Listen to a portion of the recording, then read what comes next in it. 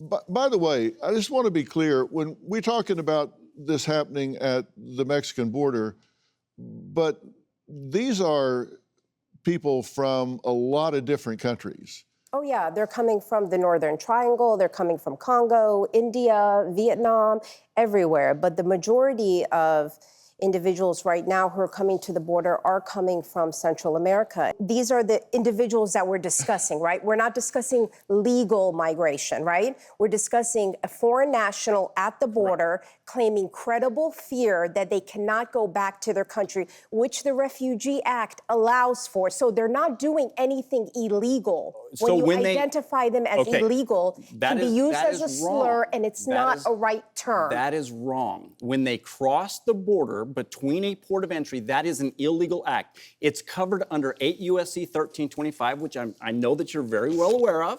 That is an illegal act. Now, the fact that they claim asylum after that, yes, you can do that. But to cross the border between a port of entry is an illegal act, and it is punishable by 6 months in prison, okay? So yes, it is an illegal act. Why are they crossing? Why are they, you cannot have this conversation without asking why are they crossing. You're right. But if you look at the stats, only 10% of the people that claim a credible fear actually show up to their final court date. That is ICE stats. Okay. Those are ICE stats. The vast majority of them... How long is an asylum case taking right now? The vast majority of those individuals will disappear into what President Obama termed the shadows of society. The Migration Policy Institute reports that between 2003 and 22, so this is between Republican and Democrat, that the pending applications have gone from 3 million to 9 million. They're backed up that much. And the cases in front of the immigration court between 08 and 22, in 08, they were back 200,000 backed up. In 22, they're now gotten to the point that there are 1.6 million cases backed up. So an asylum seeker, if they do go through a port of entry, if they do want to do this, take a number. You're 1.6 million in one to get your case heard. These people that are fleeing from countries where they're either cartel or gangs, or they can sit there and watch their people starve to death. They can sit there for another 20 years and wait for this, and the backup will be worse then, and they'll all be dead, or they do something different. They're desperate people. I get that. That's your point, right? Yeah, I mean, average processing time in an asylum case, 8 years. Correct. 8 years it takes to get your asylum case heard.